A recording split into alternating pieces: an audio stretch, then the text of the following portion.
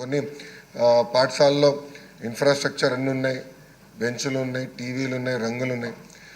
కొన్ని పాఠశాలలో అసలు ఏమి లేవు అధ్యక్ష.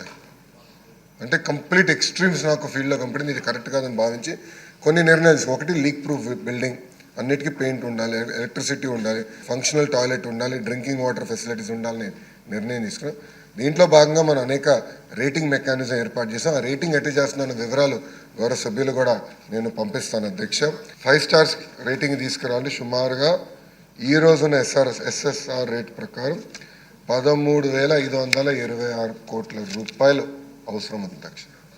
సో ఇదేదో ఒక్క రోజులో చేసేస్తాం, ఒకేసారి అయిపోతుంది అనుకుంటాం, ప్రమాదకరం. చేయలేము అధ్యక్ష. ఒకరోజు అయ్యే పని కాదు. ఇది ఒక అందరం కలిసికట్టుగా పని చేస్తే ఒక 5 నుంచి 7 సంవత్సరాలు పడుతుంది అధ్యక్ష నా నుంచి. ఇక్కడ నేను గౌరవ సభ్యులందరినీ కోరేది కూడా ఏంటంటే, మనం కూడా ప్రభుత్వ పాఠశాలల్ని దత్తత తీసుకొని లోకల్ సిఎస్ఆర్ నిధులు కానివ్వండి, ఇతర వేరే కార్యక్రమాల ద్వారా నిధులు జతపరిచి ఈ ప్రభుత్వ పాఠశాలని ఇన్ఫ్రాస్ట్రక్చర్ని ప్రధానంగా ఇంప్రూవ్ చేయాలని గౌరవ సభ్యులందరినీ కోరుతున్నాను అధ్యక్ష.